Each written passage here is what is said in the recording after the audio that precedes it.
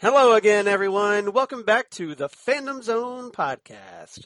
I'm one of your co-hosts, Charles Skaggs, back in the Fandom Zone, ready to talk some more Stargirl from the DC Universe and the CW with my fellow Fandom Zoner and a guy who's conveniently located north of a hurricane at the very moment, Jesse Jackson. How you doing, Jesse?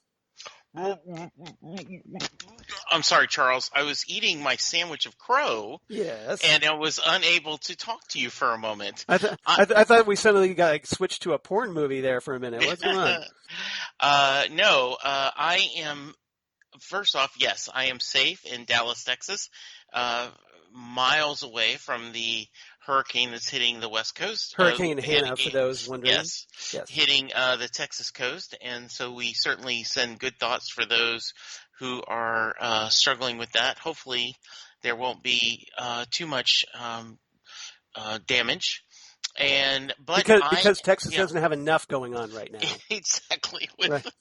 Right? Oh, with the spike of cases and 100-degree weather and a governor who's maybe not quite all there, but we will move on. It's always reassuring, isn't it? Yes, it is. Yeah. But we are here to talk what I like to call Never Doubt Charles, He's Always Right episode of Fandom Zone podcast. Well, as they said on Game of Thrones, it is known. Yes. So here at episode 186, we're getting up there. We're going to talk Brainwave Jr. And this was the 10th episode of Stargirl Season 1, aired just last week on July 20th, 2020. Written by James Dale Robinson, or as comic book fans know him simply as James Robinson. You know, the guy behind the great classic Starman series with Tony Harris and Peter Snejberg and other great artists, assorted artists. And also who wrote the previous episode, Wildcat, returns here for what I feel, and I'm going to go ahead and spoil this a little bit, I feel is the Stargirl's best episode of the season so far. You will not find an agreement here when we get down to I'm not going to find ratings. an agreement? I thought I would find an agreement. I misspoke. You will not find disagreement here. I totally agree with you. This is it has been a payoff to a lot that we've seen. We still have story to tell, and and I'm looking forward to the next few episodes. But everything we've been working on, everything we discussed, a lot of the minor quibbles I've had about the series, they kind of addressed. I still have a few, and as we get forward, I'm going to talk to you about this. But overall, I agree with you. This was just something really, really good. Yeah, James Robinson, if you read, for those who, like us, are Starman fans of the great 80-plus issue run that Robinson wrote for DC Comics, they know that he's really good at character stories. He's not so much wrapped up in the superhero battles, but when he gets into character pieces, he really shines. And I think this episode is a perfect example of this. Even though we do get a little bit of a superhero battle, obviously. And I think a pretty good battle. Yeah. I was very happy with you know. Yeah. The special effects and the stunt work, I thought it was really well done. Yeah, I'm guessing Ken from Chicago might have a little problem with the wire work in a couple of scenes, but just roll with it. It's fun. It's okay. We love you, Ken. Exactly. So this episode directed by Andy Armanjanian. I hope I'm pronouncing that right. And or Armanjanian, I guess. Maybe that's the exact same way. And then there's a great spotlight for Jake Austin Walker, of course, as Henry King Jr., a.k.a. Brainwave Jr., although he's not quite Brainwave Jr. here on the show, question mark, yet. We'll find out. Because, as we know, this episode ends rather tragically, or does it? And then I think that's something we can talk about. Some trivia that I just want to mention before we get diving into our 3 topics today. If you're a DC Comics fan, like us, you probably noticed some Easter eggs at the beginning of the episode that I thought I'd mention, because if you're paying attention to the opening shot of the Dallas Theater in Blue Valley, that you saw that the movie Strange Adventures, based on the DC Comics series, which starred, of course, Adam Strange and featured other characters like Animal Man and others, was playing on the marquee. And then you also, on the outside of the building, you had some movie posters for The Unknown Soldier, Prez, and G.I. Robot, which I thought was pretty cool. I thought that was very nice. So very cool Easter eggs. Nice little nod for the diehard DC fans on that one. I agree. You want some background on Brainwave Jr.? Please. So this character first appeared in 1983's All-Star Squadron number 24, created by Roy Thomas and the great Jerry Ordway. I'm a big fan of Jerry's. I was fortunate enough to meet him at the International Superman Expo in 1988, and really, really great guy. He also had a great run on Power Shazam back in the day, and Adventures of Superman, of course. So as the son of the criminal Brainwave and Gimmick Girl, a.k.a. Mary Pemberton, Sylvester Pemberton's adopted sister, Henry King Jr. inherited his father's superhuman mental abilities, like he does here on the show, but became a crime fighter to atone for his father's past deeds. And he joined his Uncle Sylvester's superhero group, Infinity Incorporated, quickly dropping the Junior after his father died. And then he also became romantically involved with Jade, the daughter of the original Green Lantern, Alan Scott.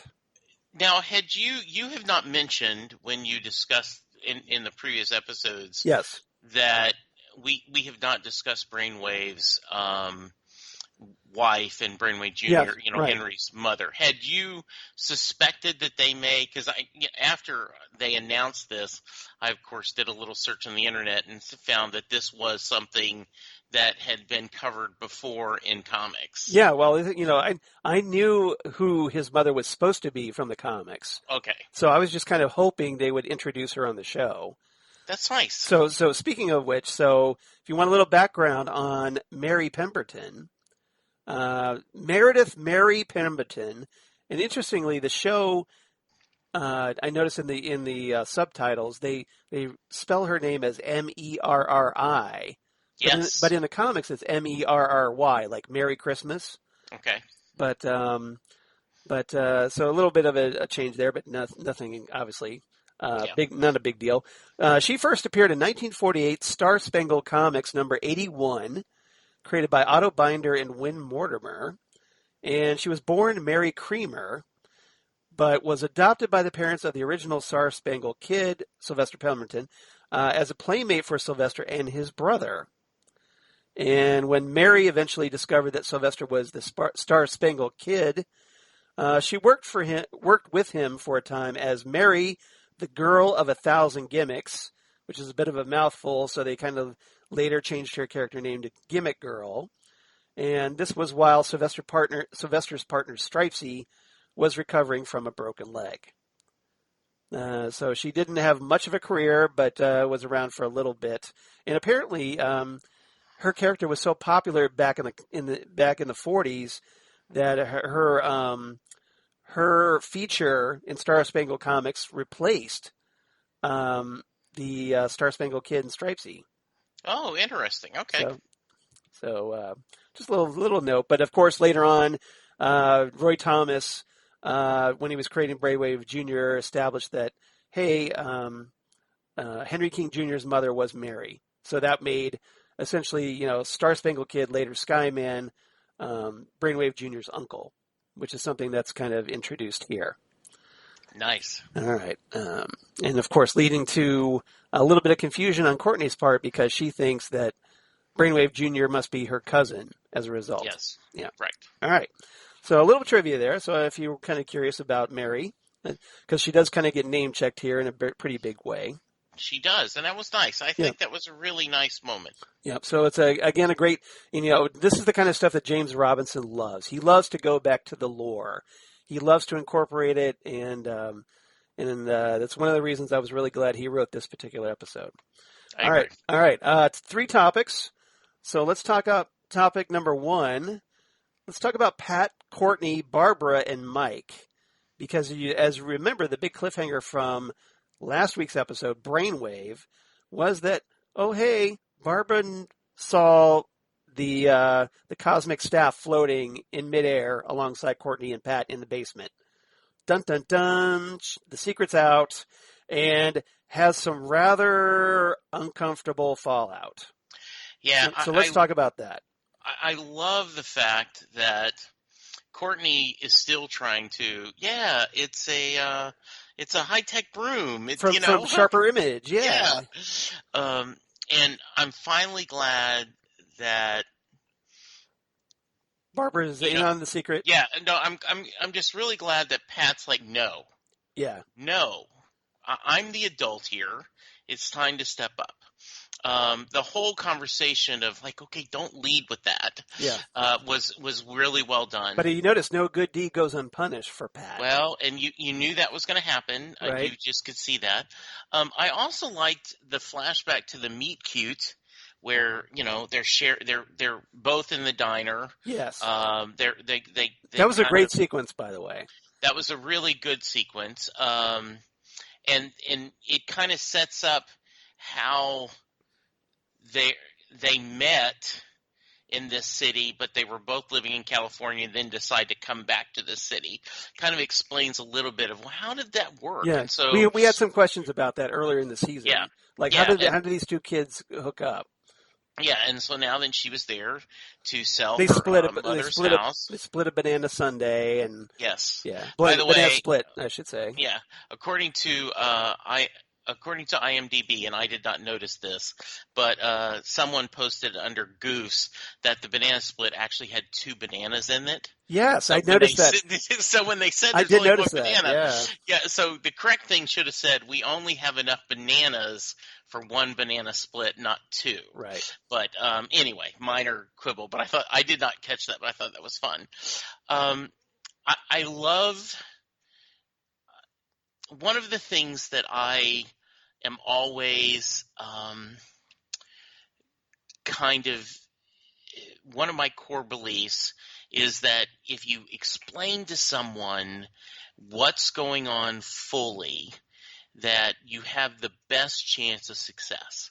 Like if I'm unhappy about something, and I explain to you why I'm feeling unhappy, you may not understand, but at least we have a better chance of connecting. Right. So I like that Pat explained everything he could in a logical way. I understand how Barbara would reject it. I understand. I don't fault her for not understanding and forgiving right away, but at least he got it out there. So I love that sequence.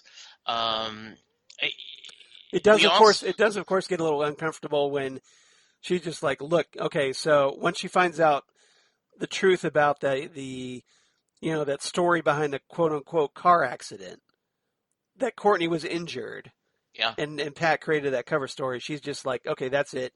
Get out of this house. Well, yeah, because from her perspective, yeah, he hurt her child. Yeah. He put her child in danger. Right. And if this was not a superhero story, and I'm making air quotes that only Charles can see, we would be totally agree with her. If you said if a stepfather was putting your child in risk, right, you would kick him out of the house. We understand in context what's going on, and so I really like that moment. And not to jump around because too it was much. real, it was believable. It real and believable. And the other thing I really like is, and I know I'm kind of jumping around, so please curb me in on. Okay. But having Pat and Mike have a moment. Because, I've said, I wish we saw him as a better father, and he's trying to do that. And then, Pat's like, Mike's like, look, don't get a good mushy old man. I'm going to pack a bag. Like, if you're leaving, I'm leaving. And I love that moment. And then I love when Courtney and Mike talk, and he's like, you're supposed to be my sister. You're not supposed to. And he doesn't understand what's going on. The four people dynamic was perfect. The only thing you didn't get is Mike and Barbara, and there just wasn't time. But in a perfect world, I would have loved to seen that dynamic too, because we had everything else. Right, because you saw Mike growing closer to Barbara. Yes, absolutely. Yeah. I mean, you touched on a couple of great things there. That Mike's loyalty to Pat. Obviously, he's a very loyal son, which is probably one of the reasons that we saw him earlier in the season lay into Courtney because of her spending so much time with his father. But he does kind of make a pretty rash assumption, and I get it that okay, he's a kid and he's very emotional at this point, and kind of not really thinking in a more mature way. But he makes the assumption to Courtney that look, you never wanted me around, you never wanted my dad around or whatever. And so therefore, I'm not going to be your stepbrother. And not quite sure where that particular animosity came from. Because if remember, he was pissed off about that Courtney was spending so much time with his father, that you would think that, well, he wanted Pat around, or Courtney wanted Pat around, and then to turn around and say, well, you didn't want us around. That makes no sense, really. But again, he's a kid. So I'm going to or was that just me seeing that way? No. I think that's good, and I'm going to compete for a Charles No prize. Yes. Even though this is the wrong universe, you will get this reference, right? Okay. Yeah, Marvel No prize. Yeah. Yeah, because what I imagine in my mind is that when Barbara and Pat first started dating, that Courtney had some resentment and was cold. Right. And so therefore Mike is bringing back that original reluctance they may have had when her initial reaction. Yeah. Yes, and I think that's, in my mind, that's what he was doing. Okay. He was ignoring all the recent stuff and just going back to, hey, when they originally started dating, you were cold to us, you didn't seem to be in favor with this, and now then you've gotten your way, and I do agree it's unfair, but I think that was my justification to that he's going back to the past and thinking and just kind of, as a kid, ignoring that she everything that happened after that. Yeah, exactly. Yeah, okay. Well, that makes sense. And I could see that explanation. And that makes sense to me. So Courtney, Courtney keeps insisting to Barbara that Starman is her father. And we saw that Barbara is obviously upset with Pat because, hey, look, what are you putting this idea in my kid's head? Because, Starman's not her father. And I kind of wonder, how much has Barbara told Courtney about her father? Because it doesn't seem like she's told her an awful lot. If she's, and she's getting angry at Pat for she blames doing this, even though as we know, it's all Courtney coming up with this. But Pat doesn't say as much. Pat just kind of keeps that to himself. So he's holding his nose and pointing. pointing might say you were right. You were perfect. That was my one nitpick. And I'm sure as we discuss will come with the others, is why would Barbara not say, that's not your father? Yeah. Now, first off, why aren't there photos Yeah. of Courtney's father anywhere in the house? Now, if it was a bad breakup, I understand. Yes, but she would have photos of her father. Yeah. And she would look at a picture, because let's face it, Starman did not wear a mask. Yeah. So, therefore, I mean, if Chris Jackson saw a picture of you, yes, he would go, that's not my dad. Right. And so that's my only, you would seem like Barbara would go, now, and maybe what she's saying is your father wasn't Starman. Yeah. She's agreeing that this guy was, the photo she's seeing is the man that, was the father of Courtney. But it just, the way they keep arguing that's not your father means like, it just, I would have liked that a little more locked down. Well, maybe we will get that because as we see in this episode, Barbara ends up emailing Courtney's father, a guy calling himself Sam Curtis. Okay. And this is a guy, without getting too far ahead, this is a guy that was introduced in Jeff Johns' Stars and Stripes comics. Okay. Stars and Stripe comic. That he is Courtney's father. Okay. So apparently Starman is not Courtney's father. Okay. And now I kind of think that there's a reason why Barbara has kept this information from Courtney, but I think it's really unfair to Courtney that she's doing that because obviously it makes if Courtney has all these blanks in her information, why would she get so mad that Courtney thinks that Starman was her father? Yeah, and I don't remember. And I think that's a little unfair for yeah. Barbara. Like, well, if you're not giving Courtney all the information, what do you expect her to think? Yeah, I agree. And the other question, how old was Courtney when when Sylvester died?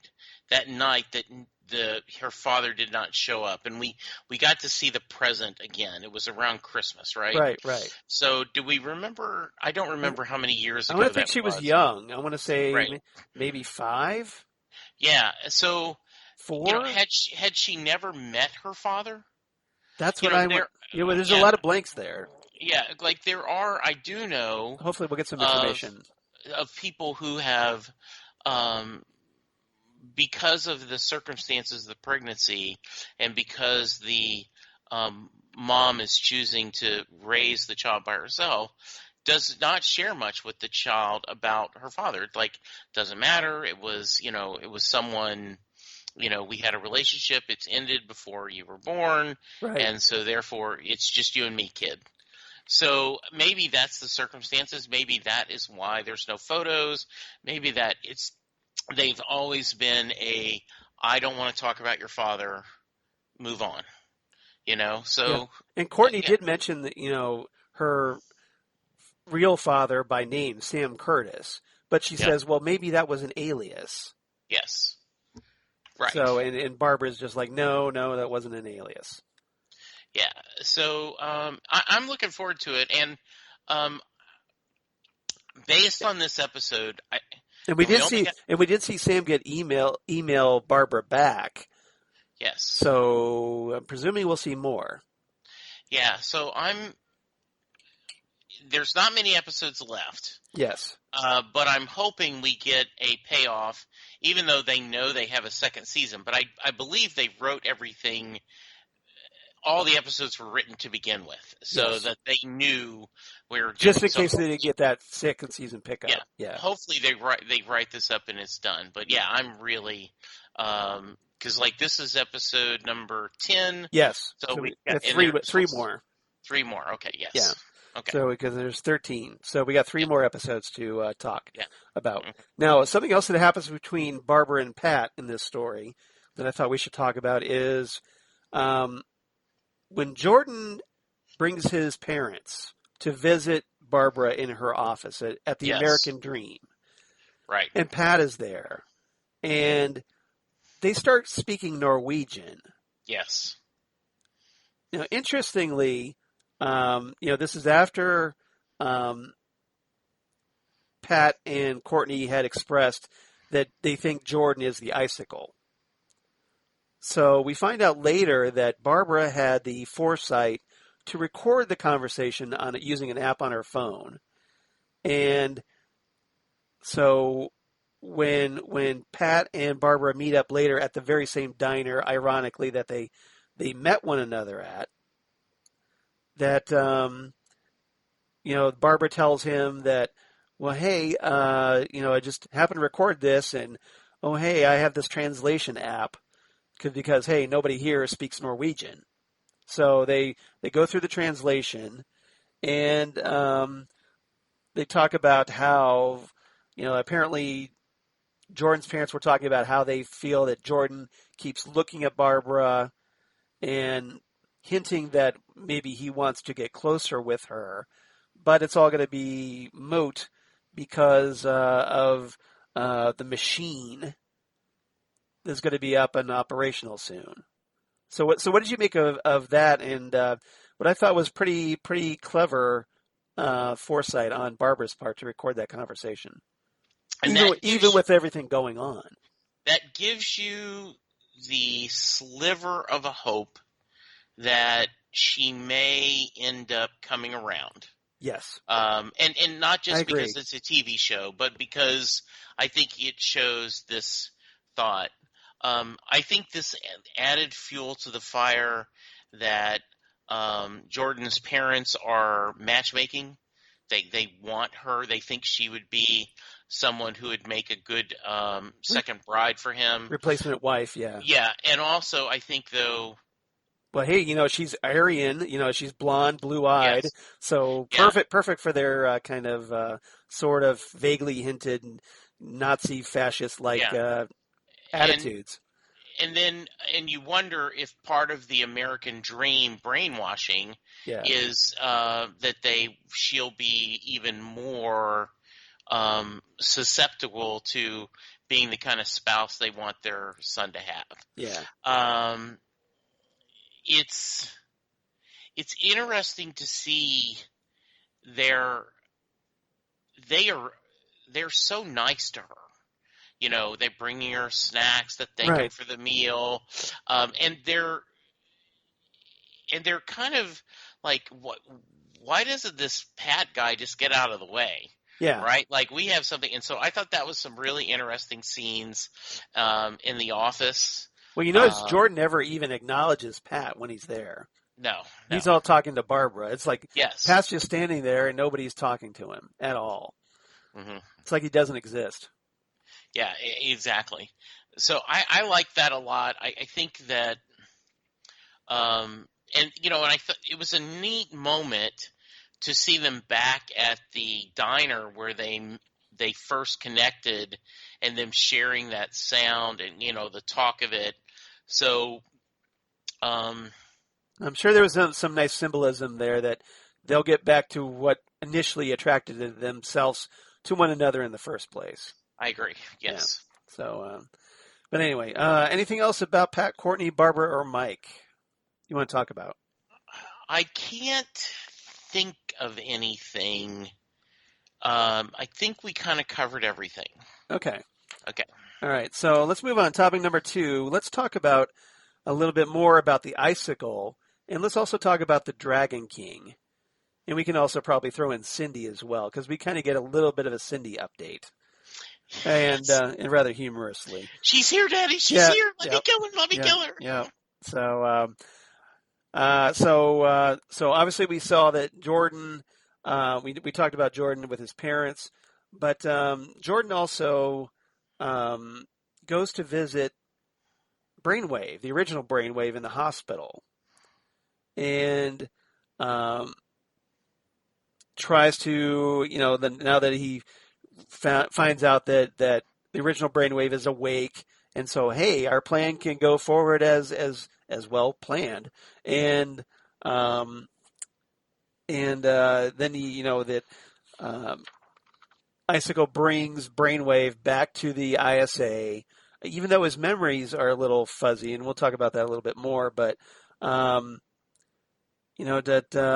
just we see that Jordan's still making moves, and obviously that while he's there visiting Henry Sr., the cosmic staff shows up. So what did you make of Jordan in this episode, I guess, is my question, before we get into the Dragon King? So Jordan continues to be a really good villain. Yeah. Very, pardon the pun, cold as ice. Yes. And he, for example, when the staff shows up, right, the staff is trying to go to Courtney, like, look, there's something going on. And we still, like, we aren't sure how much AI is in the staff. Are they like the goggles? Is it like the goggles, or is it a little bit more? Is there a mystic part of it? But the staff decides it has to go on its own to try to protect, Courtney and the family, and just to do the right thing. And it gets captured. And I do think that's a great scene where Jordan's like, "Where did you come from?" And Hank's like, Henry is like, "Is that Starman's cosmic rod, or staff?" And so those are some nice things. We're going to talk about Brainwave in a minute, so yeah, I want to devote a separate topic to Brainwave and Brainwave Jr. But I think going to the hospital and Jordan kind of taking him under his wing and saying, "Look, you're still in this, right? Yeah, it's going to be okay. We're still good, right? Yeah, we're your family. We're your partners. Everything's going to be okay." And meanwhile, you've got that the original Brainwave's just not remembering everything. Yeah. From the past 10 years. Right. At this point. And so this is. So he's like, okay, I guess I'm coming with you. Okay. Yes, exactly, because he's a little confused and everything's going on, which sets up a great drama at the end. I like that payoff of Jordan being able to capture the staff and continuing to kind of move forward with this plan. I was a little concerned he was going to snap the staff in two. So was I. Because it was cold and brittle. But yes, exactly. Interestingly, he didn't. I was surprised by that he didn't do that. So let's talk about the Dragon King for a moment. Sure. So we finally get the big reveal about what's under the hood, literally. Yes. And then we get a little catch up with Cindy, who is apparently still locked in her cell. And we finally get to see the Dragon King fight, the various members and his, army of drones / goons. Yeah. Fight the JSA, the new JSA. So what did you make of one, the big revelation, and two, that big fight? So nitpick number 2. Yeah. The JSA. Next generation has not had enough training to be that much better at a fight. But I'm going to let that go, right? Yeah. Do you agree? That's just a little bit... Yeah, there's some stuff I want to save for later when we talk about Brainwave and Brainwave Jr. Okay. But yeah, you're absolutely right, because they're still kind of off doing their own thing, at least as far as our man, Rick, is concerned. Right. Because Rick, once he sees, once they go down in the tunnels, and Rick sees, oh, hey, Solomon Grundy, the guy, that thing that killed my parents. That's where 100% of his attention goes to. Yeah, forget my teammates. Forget my teammates. Yeah. Yeah, forget everything else. Like, I want to kill that thing. Yeah. And I'm going to go about it in a really bad way. Yes. Yeah, he's not the sharpest tool in the shed, as they say. No. But or he's just, he's just thinking so impulsively. Yeah, and like I said, I thought they were able to fight better.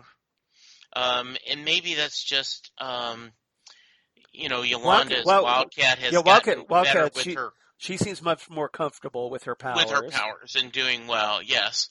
And Courtney doing really well without her staff. So I like that. The Dragon King, and she calls him Snapdragon, which I thought was funny. Yeah. So what did you make of his look under the hood? Yeah, that we assumed, right, that he had somehow to live this long had genetic himself so that he is. I take Komodo dragon DNA or something and added it to his own. Yeah, to give him that life. Yeah, probably like a Komodo dragon to extend his life. Yeah, and obviously now he's got all scaly faced and whatnot, and just obviously he's. There was a nice payoff, a nice little. I mean, I kind of knew. I knew what was under the hood. But it's funny that even with all this going on, with the JSA attacking, Dragon King still isn't letting Cindy out of that cell to fight. No, that was kind of funny. I hadn't thought of that till you just mentioned it. But yeah, like, okay, come on out. Let's get you think it was like, okay, maybe you can help with this. Nope. Yeah. Still doesn't trust her. Just my drones, my horde of mindless beasts are going to be enough. Right. So, yeah, I think this was a pretty good fight sequence. I thought it was good and nice and back. It seemed like Yolanda was trying to think ahead, like, how can I get Courtney her staff? Yeah. There was some nice pacing and some nice timing on just when you absolutely needed her. Okay, we get that. I knew it wouldn't happen, but I almost was waiting for the Shining Knight to show up again. Just like when he's coming with his sword. Then you're going to have to wait till next episode for that. Yeah, exactly. I just think it was good. And I think that we understand, the kids barely got out of there alive, and the reason they do is what we're going to talk about in our next topic. Yes. But I thought it was well written, well done, with some nice character moments. So we moved the plot ahead a great deal while learning more about not so much about Jordan and the Dragon King, but the other JSA Next Generation. So I think the big topic was our first topic, the dynamics of the family. But I think we got enough movement that against our villains that we're gonna it move the story along for the season. Yeah, because they went in there intentionally to try to get the Cosmic Staff and Henry's father. Yes. Now they got the staff, but unfortunately Henry's father turned out to be something a little bit different, which kind of course, segues nicely into our third topic. So let's dive right into that. Good. So let's talk about Brainwave Jr. and Brainwave, his father. And we can also talk a little bit more about the JSA, because Brainwave Jr. does a very heroic moment where he faces his father. There's a nice little confrontation so that the others can get away and escape. So he essentially sacrifices himself. So this kind of will lead us back to what you had mentioned at the very beginning of our episode. So at long last, Henry King Jr. shows his true colors. And I was glad to be proven right on this one. I was very glad you were proven right, even though I would love to have been right. Yes. What I love, not that I adore crow sandwiches, yes, but I could not imagine how they were going to write in a way to make this absolutely horrible young man, with the behaviors he had, what he did with the Yolanda, with his selfishness, how they would give him a redemption arc. And this did not feel rushed, this episode. Yeah. But the little pieces they've shown of what he's going through as he gets his powers and how it affected him. And over the past 3 episodes where he's just, I want to be left alone, and he's hurting.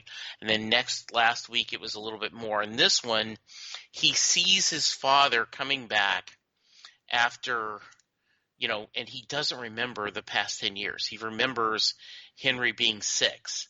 And with the happiness, and he sees a kindness of a father he has not seen in 10 years. Right. And he also saw those videos where his father had talked about how he blamed Jordan for his wife's death. Right. Henry's mom's death. So as far as as far as Henry Jr. is concerned at this point, Jordan is the one responsible for his mother's death. And so he's saying, we can go save my father. Yes. The same way, and by doing that, he's good now. The father, the person you're worried about, Courtney, doesn't exist now. Doesn't exist anymore. He is and if we save him, he will not go back to that. But of course, he goes immediately back to that. Exactly, yes, because they restore his memory. There's no way he is going to redeem himself with Yolanda. Yet somehow, now he didn't do what you asked. You said, I wanted the two to sit down and talk it out. Yeah, but you had said... But circumstances didn't really allow that here. But you had said he should share that I didn't do that. Yeah. It was actually Cindy. But in this way, he did not blame Cindy. He took responsibility and said, I shouldn't have done that. Yeah. If I could undo it, I would. And it was sincere enough, and I think Yolanda, because she did honestly care about him, she certainly won't forget it. She was starting to, is this my anger and resentment and hate hurting me more than it is, is it hurting me more than it's helping me? So we got a very quick thing. And then at the very end, and I've got this as my quotes, right? But he looks at Wildcat and he looks at Stargirl at the end of his life. Okay. And I do think he's gone. I do not think they will bring him back. I think, and you're always right and I'm always wrong. No, I'm not always right. But you know what I'm saying? I think they will not cheapen that sacrifice. That, his last thoughts were, I'm sorry, and, pushing forward. A very heroic death. Don't know how they did it, but the end I went, I'll be damned. Yeah. They have taken this character I despised and had given a redemption arc that is worthy of the series, and this was awesome. And so they redeemed him to your satisfaction. They totally redeemed him my satisfaction, Charles. And as you saw, I tweeted, for anyone who follows us, I tweeted Charles a cartoon of a guy eating a crow sandwich. Yeah. And I tweeted that yesterday, and Charles tweeted the Game of Thrones, quote on back. So I just think, and you always expected this. So were you execution? No, I was not. I was not disappointed at all. I was hopeful that something like this. Now, this didn't play out exactly like I thought, right? And I'm still holding out hope that even though the actor has said that Henry is dead, and everybody's saying, that you think Henry is dead, Henry Jr. I don't think he's dead. Okay. And I'm holding out hope because, for one thing, comic book rules apply. We didn't see a body, and even then.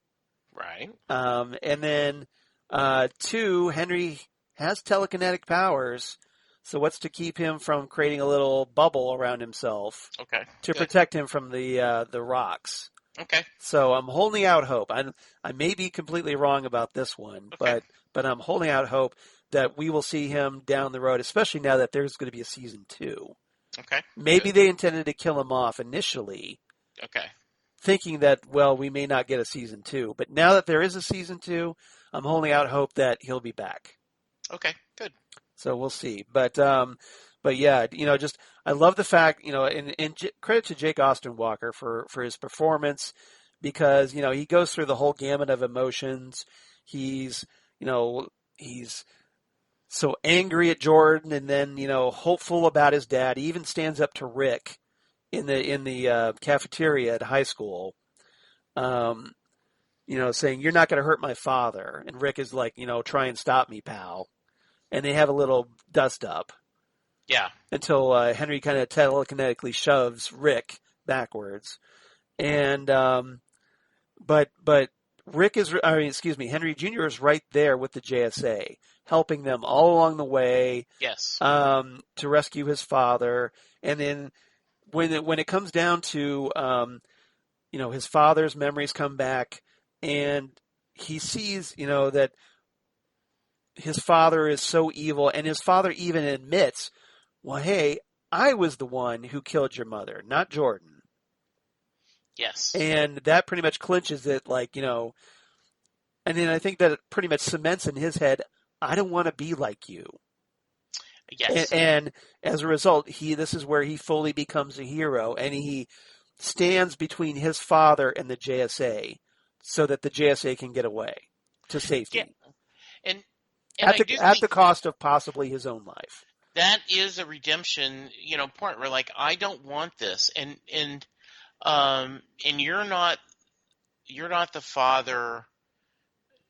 He now sees his father what he is, and the idea that because his mother wouldn't go along with what his father wanted and his plans to kill them is, while yes, is heartbreaking. I just think it's well done. I think it's well executed, and I was really, really happy. And great writing by Robinson, of course. Yeah, absolutely. Absolutely. And Henry Jr. even makes that comment to Courtney, he says, "You were right, Courtney. People aren't monsters. Don't forget that." Yes. So which pretty much again symbolizes that he doesn't subscribe to his father's ideals. Yeah, and like I said, I didn't think they were able to do it, but they did it really well. Yeah. So yeah, well done. So hopefully, fingers crossed, we'll see him maybe in season 2. We'll see. Yeah. Maybe not, but hopefully. I do think they need to figure out what to do with Beth during fight scenes. Right. Because she still has 0 skills. Right. So apart from just maybe grabbing a fire extinguisher off a wall or something. Yeah. She's pretty much useless in a fight. Yeah, and I think they need to either have her be, Barbara Gordon, or like Oracle. Or Oracle, yeah. Yeah. Or, do something. I think that, and that's truly a minor. When she was Oracle, yes. But overall, and yes, someone needs to teach Rick that you stay on mission. You can't go off on wild tangents, and also be careful what you wish for, because you're only strong for an hour, and Solomon Grundy can go longer than an hour and will pulverize you. Well, something I noticed now that you bring it up about Rick and Solomon Grundy.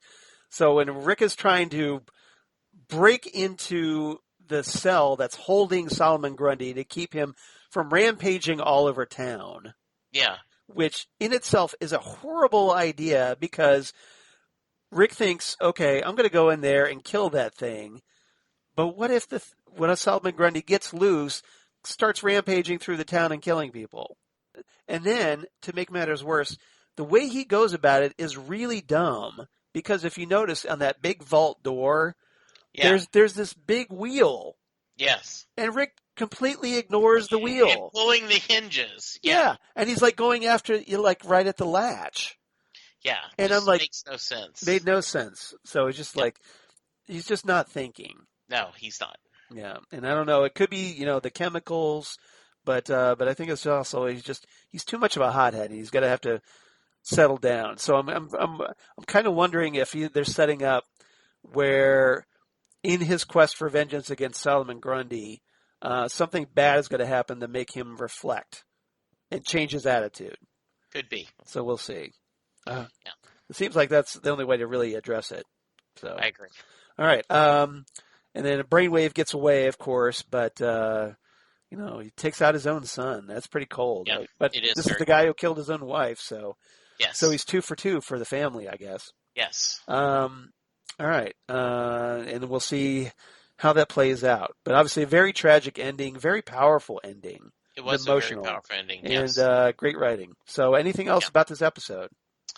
I just on a minor kind of note that I love the fact that the producers of this show somehow find the budget to use really good music. Like they have used not only they're going back to some oldies, so we're probably cheaper than. Well, I don't think Springsteen's Santa Claus is Coming to Town. I don't think Marvin Gaye's Ain't No Mountain High Enough. I mean, these are pretty well made pop songs. Who Wrote the Book of Love? I mean, they are not using covers.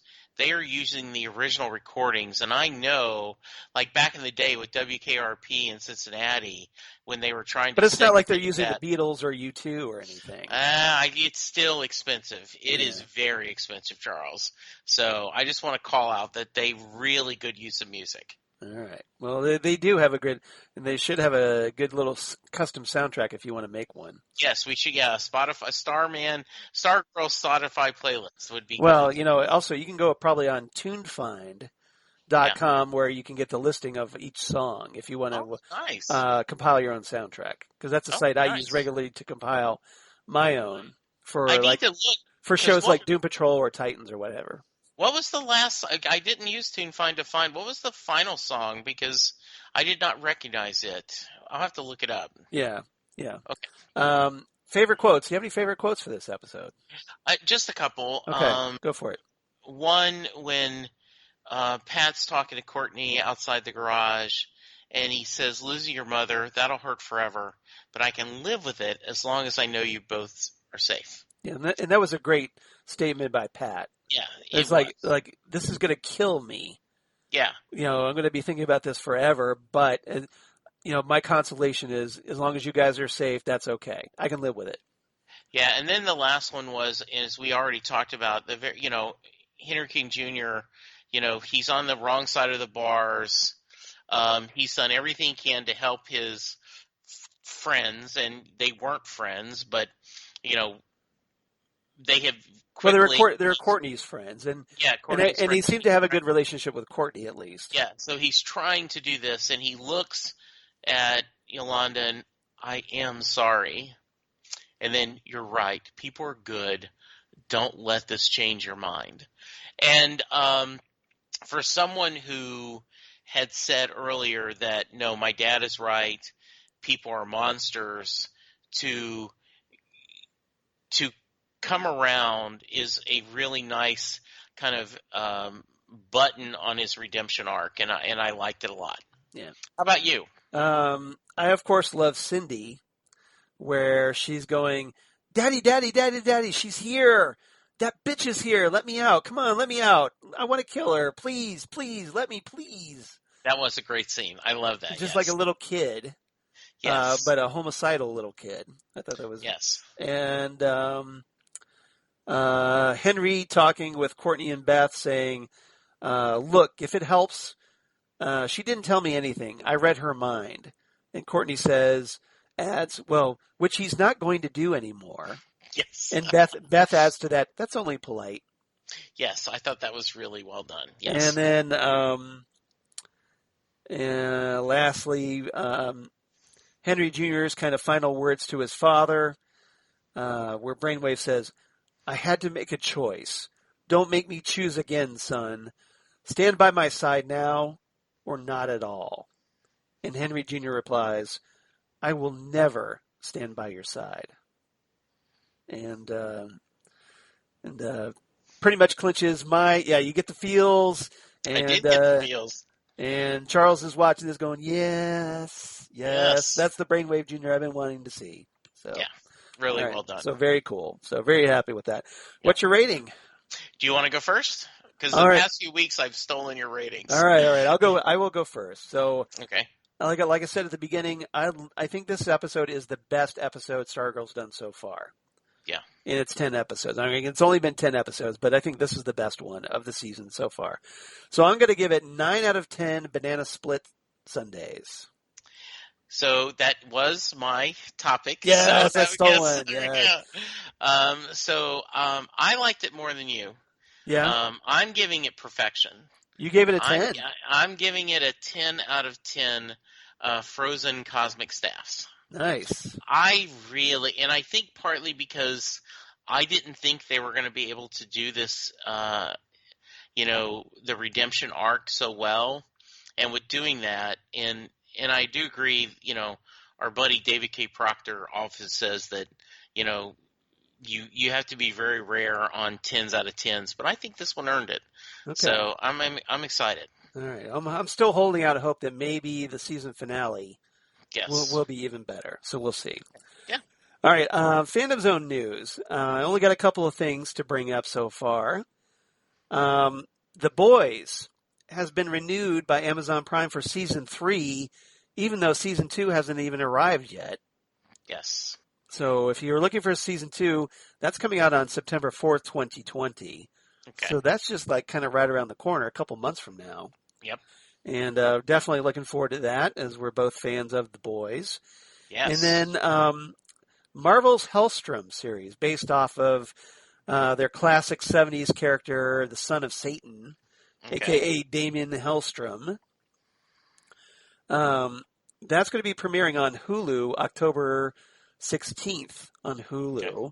And they released a trailer, and it looks pretty interesting. It's pretty cool to see some actual horror from Marvel a little bit. Nice. So that looks pretty good. I know you're not a big horror fan, but this looks pretty intriguing so far. I'm definitely going to at least check it out. Okay. Did you see, and I don't think we talked about this in the past episodes, Lucifer got a new trailer. Yeah, we got that, yeah. And so I'm looking forward to that. That's coming up soon as well. Yeah, so that's good stuff. That's real good stuff. Yep. So just a little bit, and obviously hopefully we'll get some more information next week. Phantom Zone fan mail. So we did get... No? Really? We did? I'm saying as in I can't believe we finally got feedback. Well, we finally got feedback from Ken from Chicago, okay, but he was late for last week's episode. That's true. So what he did, and he was playing catch up on top of it. So he titles this one Shiv Part 2 and Brainiac. It's like Brainiac. No, that's the Superman villain, but it's Brainwave we're talking about here. So so he writes in, and I'm just going to kind of truncate some of this because it's a bit long, this one. He's kind of combining two, so I can understand why. So he writes in, he goes, "Hi, Zoners, or do you prefer, quote, Charles and Jesse?" And we tend to prefer Charles and Jesse because, well, one, that's our names, and two, we kind of consider the Zoners our listeners. So, because Zoner Nation's out there listening to us. So, so that's a little clarification on that. He says he gives Shiv Part 2 10 out of 10 cats playing with their prey, or if that's used, 10 out of 10 Beths coming to her senses and getting out of the tunnel. Nice. Says it was all good. Courtney's losing. Cindy's play acting. Dragon King's pointing out how Cindy's victory wasn't so much of one. Beth's plan, or lack thereof, the Stepford wife, and her ogling a prone Pat working on her plumbing. Her actual plumbing don't go there. Beth's nope. Courtney's rematch with Shiv was never called that in either parts of the episode. Yeah, I thought that was interesting. It's like, well, they titled the episode Shiv, but they don't actually refer to her as Shiv. That's an interesting point. Henry's power reveal. Cindy is taking by the Dragon King's Oompa Loompas, drones, back into the sewers. Yes, this is a bit of a run-on sentence here. And probably the tunnels that cross all over or under Blue Valley to Courtney's and Henry's mind meld and his shock and fear fleeing the scene. and Dragon King watching it all on his cameras, presumably on mechanical drones flying overhead. Okay. As for Brainwave, another 10 out of 10. This is the hope speech I've been waiting 5 years for on Supergirl and 6 years for The Flash to do. Also, all good. My favorite was Courtney's speech to Henry that people are not all monsters, and those who are only monsters, that there's a lot of pain and fear with people wanting love if you take the time and effort to dig deeper. Henry had a hard time accepting that, but instead of browbeating it into him on other CW shows, Courtney relents and lets him think on it and make up his own mind. Yes, yes, yes, perfection, chef's kiss. Good. And as for the impulsiveness of Courtney going off on her own without her team, actually against the team's wishes, say it with me, she's a teenager. Teenagers do impulsive stuff all the time. Also the dinner, the Norwegian pray, may our enemies suffer, the hot bowl, that cold hands, the real reason Jordan came over for dinner, because his son likes Courtney. Of course, Courtney was scared to death. And Barbara knows, for the love of Pete Olson, Barbara knows the secret's out. And the cat's out of the bag, although the staff is under the bed. Too late, though, because Barbara knows. And unnecessary secrecy about one of my banes about superhero shows. Get it out amongst closed loved ones, not the public or total strangers. Now, Pat gets to see how flawed his thinking was in keeping the secret for so long. What's the justification when the secret gets out? Well, we find out that in this episode. It's always come across as weak and lame / Barry Allen / Joe West versus Iris West or Kara Danvers versus Lena Luthor. So it sounds Very like nice. Ken has some issues with other CW shows that he's kind of attributing to this show, I think. I like that. I liked how he's connecting the dots, though, and showing about other things they've done for them. Cosmic staff hiding under the bed like a scared dog. Awesome. Ken from Chicago. P.S. Why hasn't Henry just revealed to Yolanda it was Cindy who emailed everyone her topless picture? Because of how Cindy got the picture, grabbing the phone from Henry while he was showing it to several of his high school friends at school. That's still a jerk move on his part. I agree. But yeah, it was Cindy who was the one who emailed the picture again. Yeah, good point. Yeah, so maybe Henry just intended to show it to his immediate friends, but Cindy was the one who blasted it to the whole school. And I think that's the far bigger crime, obviously. Absolutely. Yeah. So I hold Cindy responsible for that one, really. Henry just a little bit, but I think he made up for it because, he sacrificed his life, maybe. There you go. Yeah. So, all right. So if you want to be like Ken from Chicago, please do write to us. phantomzonecast@gmail.com. That's phantomzonecast@gmail.com. We'd love to hear from you. Love to hear your thoughts on Henry's Jr. sacrifice, or what your thoughts are for these upcoming 3 episodes, or what your hopes are for season 2. And otherwise, you can reach out to us on Twitter @PhantomZoneCast on Twitter, the Phantom Zone Podcast on Facebook, or Instagram @PhantomZonePodcast. Jesse, where can they reach you? Well, you can hear me once a week with a very charming co-host, Charles Skaggs, where we go into the world of Doctor Who. And on Next Stop Everywhere, please check that out, as we have a big one coming up this week. If you're going to rank top 10 Doctor Who episodes of all time, Vincent the Doctor, I think, would make a lot of people's lists. And so we're really excited about talking about that with 2 guest companions, Nick and Martha. So check that out. You can hear me talk music with people from around the world on Set Lusting Bruce. And you can find me on Twitter @JesseJacksonDFW. And I'm on Instagram and Facebook, but I'm mostly on Twitter. And we'd love to hear from you what you think of the show and what you think of the podcast. Go to iTunes, rate and review us, and tell us what's happening. Charles, I think you do a podcast or two besides the ones you do with me. How about let's share? Yeah, so as for me, of course, at Charles Skaggs on Twitter, at Charles Skaggs on Instagram, Facebook, of course, Charles Skaggs in Hilliard, Ohio. Would love it if you liked and followed me there. Or my blog of geeky things. Damn good coffee. And hot. Damn good coffee in the hot, where I talk about all the stuff we talk about here on the Phantom Zone podcast, including Stargirl or Watchmen or The Boys or all kinds of comic book, sci-fi, TV shows, news of my other podcasts they do for Southgate Media Group, including the aforementioned Next Stop Everywhere, the Doctor Who podcast, where, as Jesse said, we're going to talk Vincent and the Doctor this week with DJ Nick, whom you've heard here, and also Martha Southgate from the Southgate Media Group that we always talk about. Finally getting Martha on one of our podcasts, so very cool about that. And also Titan Talk, the Titans podcast, where right now DJ Nick and I are discussing Doom Patrol Season 2, which is currently airing on HBO Max and DC Universe, and that's been a bit of a trip. We just, last week we had Holly Mack joining us to talk Sex Patrol, which is a very fun episode. We had a ball talking that, and so we're kind of like halfway through this season so far, getting close. And then also Ghost with the Twin Peaks podcast that I do with Zan Sprouse, wife of comic artist Chris Sprouse, where we talk about all things Twin Peaks, David Lynch. And last episode we talked Mulholland Drive, the 2001 David Lynch film. And then coming up later this week, we're going to be talking Mulholland Criterion, which is going to be the Criterion Collection special features on their Blu-ray release for Mulholland Drive.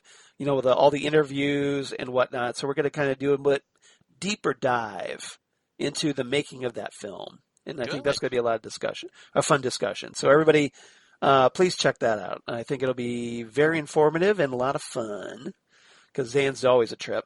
And otherwise, next time on the Phantom Zone, for episode 187, we're going to be talking Shining Knight. So long last, Janitor Justin steps to the forefront, and we get the return of Pat Dugan's fellow Seven Soldiers of Victory member, the Shining Knight, for episode 11 of Stargirl. So that should be a lot of fun. And I believe that episode is written by Jeff Johns. Okay, good. So that should be a pretty deep dive into the DC Universe as well, I'm guessing. Good. That sounds great. So, Jesse, any final thoughts before we sign off? No, like I said, really great episode. Looking forward to how they're going to stick the landing in the last three, and we'll see what happens. All right. So, everybody, thank you guys for listening. Thank you, Ken, for writing in. And everybody, please come on back next time. The Phantom Zone, episode 187, The Shining Knight, is going to be making his debut. So it's going to be a lot of fun to talk about. So everybody, we'll see you next time right here on the Phantom Zone podcast. Goodbye, everybody.